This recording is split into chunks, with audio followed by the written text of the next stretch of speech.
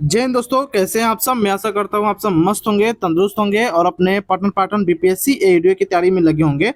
आज हम बात करेंगे बीपीएससी एडीओ री एग्जाम को लेकर। देखिए, जब से आप लोगों का एग्जाम कैंसिल हुआ है तब से आप लोग के मन में एक डाउट चल रही है कि री एग्जाम कब तक देखने को मिलेगी, कब होगी, क्या मैं तैयारी करूं या ना करूं, इस बार एक्सपेक्टेड कट ऑफ क्या लेकर चलना चाहिए, मॉक में कितना नंबर लाना चाहिए। तो सारी जानकारी आपको इस वीडियो में देंगे। तो सबसे पहले बात कर लेते हैं इसके री एग्जाम को लेकर कि री एग्जाम कब तक देखने को मिलेगा।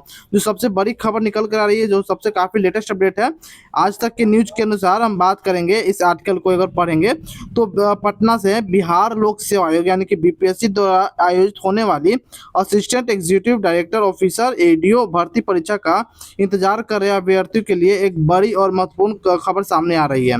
आयोग के विश्वसनीय सूत्रों से मिली जानकारी के अनुसार इस परीक्षा का आयोजन 18 जून से लगभग 30 जून के बीच किए जाने की पूरी संभावना बन रही है। तो आप यह डेट याद रख लें, 18 जून से लेकर 30 जून तक बीच में आपकी परीक्षा हो सकती है। तो आगे की बात करें, आयोग की समस्या इस समय परीक्षाओं को नियमित करने और लंबित परीक्षाओं को जल्द से जल्द संपन्न कराने की तैयारी में जुटा हुआ है। तो आप सभी को पता चल चुका होगा कि आप लोग का एग्जाम कब से कब तक है। अगर बात करें थोड़ी और इसके खबर को डिटेल में पढ़ेंगे तो खबरों के मुताबिक परीक्षा के सफल संचालन के लिए जिला स्तर पर परीक्षा केंद्र यानी कि एग्जाम सेंटर की उपलब्धता और सुरक्षा व्यवस्था की समीक्षा की जा रही है। अगर सब कुछ योजना के मुताबिक रहा तो जून के तीसरे हफ्ते से परीक्षा शुरू कर दी जाएगी। मुख्य बिंदु जो आपको जानना जरूरी है, परीक्षा शुरू होने के ठीक 7 से 10 दिन पहले आपके आधिकारिक वेबसाइट पर आपके आधिकारिक वेबसाइट डाउनलोड कर सकते हैं। क्या तो एडमिट कार्ड आप डाउनलोड कर सकते हैं। परीक्षा का विस्तृत शेड्यूल और तारीख की आधिकारिक घोषणा इस महीने के अंत या जून के पहले सप्ताह में बीपीएससी की ऑफिशियल वेबसाइट पर देखने को मिल सकती है। विशेषज्ञों का मानना है कि परीक्षा में अब 1 महीने से भी कम समय बचा हुआ, तो ऐसे में अभ्यर्थी को सलाह दी जाती है कि अगर आप अफवाहों से दूर रहें और ध्यान से पढ़ने की कोशिश करें, रिवीजन और मॉक टेस्ट में फोकस करें। जल्द ही आयोग इस संबंध में अपनी आधिकारिक वेबसाइट पर यानी कि bpsc.bihar.nic.in पर विस्तृत जानकारी शेड्यूल करेगा।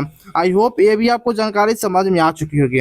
आप सभी को डाउट रह रही होगी कि देखिए, बहुत से पहले ऐसे कैंडिडेट थे जो अभी तक किसी भी प्रकार की कोई तैयारी नहीं कर रहे, तो उनको लगा कि एग्जाम अगस्त सितंबर अक्टूबर में होने वाली है। लेकिन अगर बात किया जाए आज तक की रिपोर्ट के अनुसार तो 18 से 30 जून के बीच में आपके एग्जाम होने की प्रबल संभावना बन रही है। तो आप लोग इस तारीख को माइंड में रखें और अभी से तैयारी करना स्टार्ट कर दें।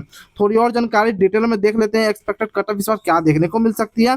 तो जानकारी अगर बात करें, टोटल इसमें 935 पदों के लिए वैकेंसी निकाली गई थी। ठीक है, टोटल फॉर्म की बात करें तो पिछले बार बात किया जाए, इस बार 9,74,426 फॉर्म भरे गए थे।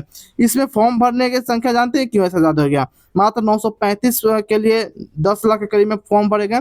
सबसे पहली बात कि इसमें जो फॉर्म फी थी काफी 100 रुपये रखी हुई थी, जो काफी कम थी।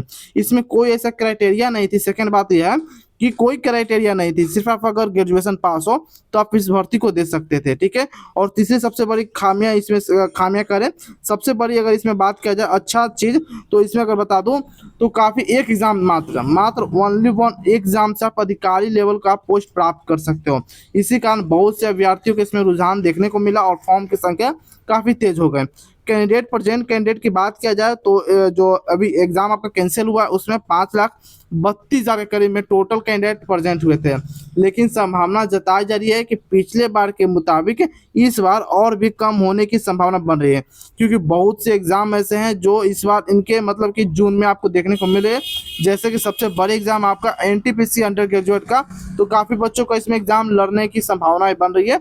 और बहुत सारे एग्जाम है तो इसमें आपको काफी कम देखने को मिल सकती है कि इससे भी कम, लगभग 3 से 4 लाख के अप्रॉक्स में आप लेकर चल सकते हैं। आई होप ये भी आपको डाटा समझ में आ चुका होगा। थोड़ा एग्जाम पैटर्न के बारे में समझ लेते हैं। जो लोग परीक्षा पिछले बार नहीं दिए थे और भी इनको देने का अच्छा मौका आपको देखने को मिल जाएगा। ठीक है, तो यूआर में 374 वैकेंसी थी। यह सब आपको सभी कुछ मालूम होगा, तो इसको हम कंसीडर नहीं करेंगे, सिर्फ आप एक नज़र देख लीजिए। वुमेन रिजर्वेशन में 319 थी और बीसी वुमेन में 28 है। यह सब आपको कंसीडर करने की जरूरत नहीं, आप सभी को यह पता होगा। नेक्स्ट बात कर लेते हैं क्याची के रिगार्डिंग, तो की रूल ऑफ मार्किंग स्कीम के रिगार्डिंग। इसमें जो ऐसे कैंडिडेट के लिए डाटा है जो पहले एग्जाम नहीं दिए थे या इससे पहले जो एग्जाम कैंसिल हो उसमें नहीं बैठे थे, तो उसके रिगार्डिंग मैं आपको बता देने वाला हूँ। अगर बात की जाए, आपका एग्जाम ऑफलाइन मोड में होने वाला है, ओमार सीट पर होने वाला है, ऑब्जेक्टिव टाइप टेस्ट होने वाला है। वहीं बात किया जाए टोटल मार्क्स को लेकर 300 मार्क्स का आपका एग्जाम होता है, 100 पर क्वेश्चन, ठीक है। मार्किंग स्कीम की बात किया जाए तो you earn 1 marks of every correct answer, यानी कि अगर आप कोई भी अगर आंसर सही देते हो आपको 1 मार्क्स दिए जाते हैं। वहीं आप गलत अटेम्प्ट करते हो या गलत अटेम्प्ट करते हो तो आपको 1/3 का निगेटिव मार्किंग डिडक्ट कर ले जाएंगे, काट ले जाएंगे। ये आपको समझ में आ चुका होगा। नेक्स्ट बात कर लेते हैं पेपर वाइज डिटेल को लेकर। इसमें टोटल 3 पेपर होते हैं। कितने पेपर होते हैं? टोटल 3 पेपर इसमें कंडक्ट करा जाता है। आप सभी लोग ध्यान दीजिएगा। जो पहला पेपर होता है जनरल लैंग्वेज को, यह सिर्फ क्वालिफाइंग नेचर का होने वाला है, सिर्फ क्वालिफाइंग नेचर, या सिर्फ आपको क्वालिफाई करना।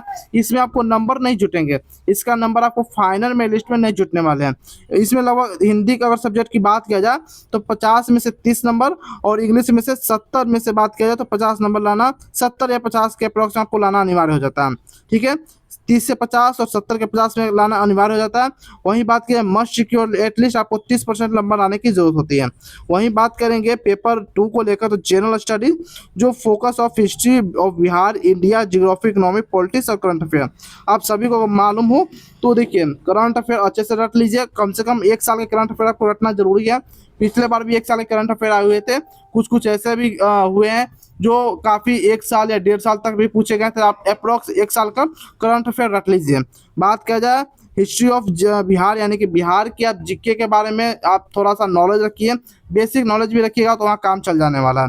इंडिया, जियोग्राफी, इकोनॉमिक, पॉलिटिक्स के बारे में जानकारी आपको थोड़ा लेना है।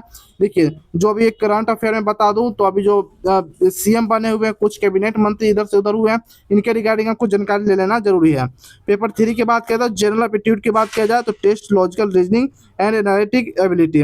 पेपर 2 में आपको देखिए लॉजिकल रीजनिंग के बारे में आपके एबिलिटी टेस्ट इसमें होते हैं। यहाँ तक आपको सारी जानकारी समझ में आ चुकी होगी। नेक्स्ट बात कर लेते हैं इस बार का एक्सपेक्टेड कट ऑफ क्या होना चाहिए। अगर आपका मॉक टेस्ट में यूआर में 138 के अप्रॉक्स में बन रहा है तो आप सेफ हो। ओबीसी की बात किया जाए, ओबीसी में 135, ईडब्ल्यूएस 132, ईडबीसी 126, एससी की बात किया जाए तो 120 और एसटी की बात किया जाए तो 115।